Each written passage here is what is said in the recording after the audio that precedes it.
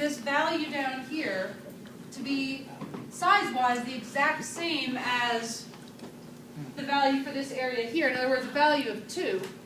But because it's below the x-axis, then we expect our final value for the integral over here to be negative. So it would be a negative 2. So in order to get that, we have to be really careful with our pluses and minuses. So let's see, we've got antiderivative of sine is negative cosine evaluated between pi and 2 pi. And so I plug in the top value first. So we have negative cosine of 2 pi minus negative cosine of pi. Plugging in the top number minus plugging in the bottom number. And so cosine of 2 pi is 1, so I've got negative 1 minus cosine of pi is negative 1, so I've got negative 1, that gives me a positive. So as I'm working through this, I now have negative 1 minus 1, which gives me a negative 2. So there's a lot of pluses and minuses that are easily mixed up in there, but I would expect in the end to get the exact same size for the area, but just with a negative sign on it. Are questions or comments about that? Okay, so it would make sense then that if our integral from 0 to pi has a value of 2, and then we are subtracting off an area that's the exact same size, that if we had the integral from 0 to 2 pi of sine x dx, what would we expect for a final answer here? 0. Yeah, this should be an answer of 0 because the amount of area above the x-axis is exactly equal to the amount of area below the x-axis. So I would encourage you to double check that. And so find the antiderivative of sine x, plug in 2 pi, plug in 0, and make sure you get a value of 0 as your final answer.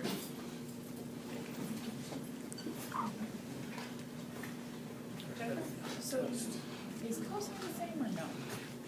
Because cosine looks different, but you have like 2 halves that are above and then a larger part on the bottom. So the cosine function, It'd be 0 too if you did the whole thing.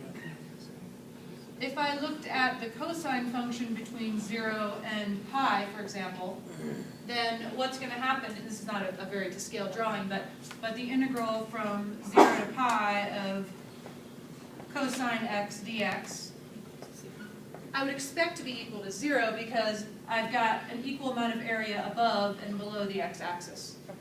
So I would expect that. I would also expect that the integral from pi up to 2 pi of cosine x dx to also be 0 for the same reason. Okay. But if I looked, for example, at the integral between pi over 2 and 3 pi over 2, I would actually expect this area in here, since it's the exact same shape as sine, to be a value of negative 2. Okay. And 0 and 2 pi would be 0, right? From 0 to 2 pi on this one, yeah, it would just be 0. Okay, so these observations about taking portions of a function and looking at the integral over a portion of an interval, and then adding that to the other one and coming up with, well, the sum of the 2 intermediate integrals, well, that's actually a property of integrals. And so I'd like to write down that property along with a couple of others that are pretty useful in terms of manipulating these things and making your life easier. How did you get 0? Because aren't you subtracting the top, which is 2, from the negative 2? So that for this evaluation here, Yeah, so let's run through this one and see what happens with it. So if I have the integral from 0 to 2 pi of sine x dx, my antiderivative is negative cosine x evaluated between 0 and 2 pi. And so when I plug in 2 pi, I have negative cosine of 2 pi minus negative cosine of 0. Cosine of 2 pi is 1, so we have negative 1 minus cosine of 0 is also 1, so we have minus a negative 1. So in the end, these guys end up canceling out to 0. The 2 and the minus 2 are the full area going on here. So So I'm taking this 2 and I'm saying, subtracting off the value of this guy. I'm adding the areas, but this value is a negative. I don't know if that answers your question or not. I have to just put negative 2, that's like, Yeah, the 2 and the negative 2 come out to be our final areas as opposed to the values that we get by plugging in for the endpoints. If that helps. I don't know. what would be a question I would ask? 'Cause I guess I'm confused on what would be the right answer. I think If we're what looking it for the area, when she's saying, you're talking about the negative 2, we just solve for half, so between pi and 2 pi. On this one, we solve between 0 and pi. She's talking about the full integral between 0 and 2 pi. it's a full individual has nothing to do with the individual parts that we found have nothing to do with that. Is that how you got 0? That's right. That's right. The fact that I came up with, I know that my final answer is 0 because if I take this integral and then I take the integral corresponding to this portion, this value was positive 2 and this value is negative 2. So this area, in other words, this dirt is going to fill in this hole if I want to think about it like that. But those 2's don't actually show up in my calculation here at all. Okay. Yeah, I thought they were related. Fine answer. The only reason the 2's are useful is because, well, let me write down this property and see if it helps. Okay.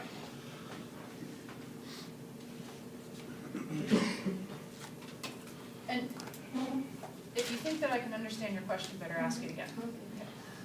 Okay, so properties.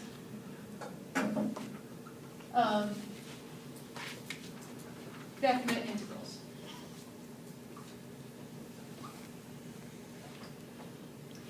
So here is, at the beginning of the semester, we had that flag graph about the boy raising the flag, and that was always my generic function. Well, this is my generic function when I'm talking about integrals. So here it is, y equals f of x. And we've got a starting value of a and an ending value of b.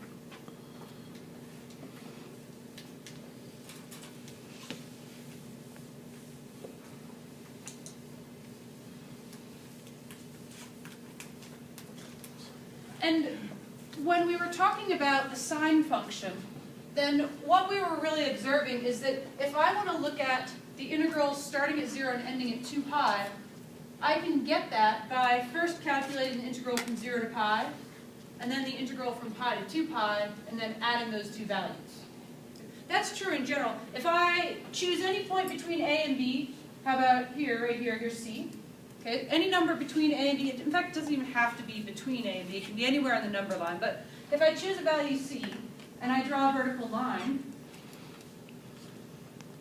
then the integral from a to b of f of x dx is exactly the same as the integral from a to c of f of x dx plus the integral from c over to b of f of x dx. So I can take some really wide interval and break it into two pieces and find the integral, find the area on the first interval and the second interval, and then add those together. Or I can look at the whole thing all together. So that's one property. A second useful property that will make life easy is if we want to find the area under the function f of x, it is supposed to be from a to a, starting at x is equal to a, and ending at x is equal to a, how much area do we have?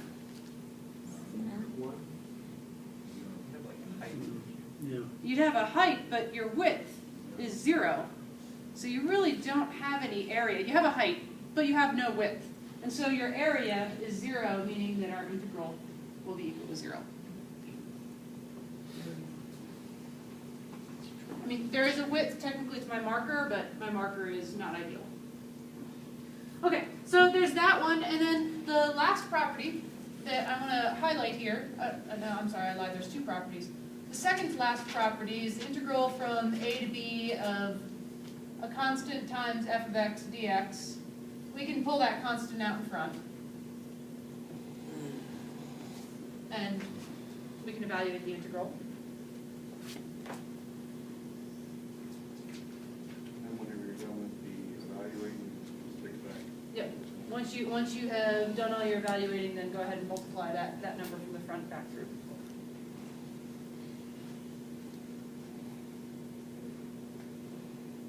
All right, and the last one, if I'm talking about the area under my function f of x, starting at a and ending at b, if I rather, instead of starting at a and going over to b, if I walk backwards and start at b and walk back to a, then what I'm doing is I'm kind of putting negative widths on my rectangles. So instead of reading left to right, I'm reading right to left. And so if I switch my boundaries,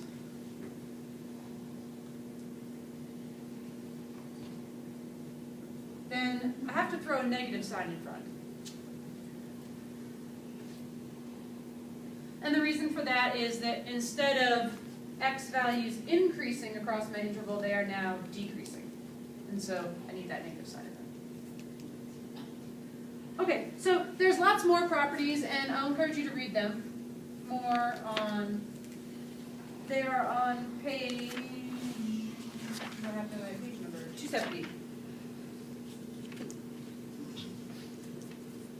Okay, so these are our properties, and so this wraps up section 5.3, a lot of material in that section. Are there any questions about that? Anyone else? Twice? Okay, so in our second hour after the 10-minute break, we're going to be talking about section 5.4, and the title of section 5.4 is the fundamental theorem of calculus.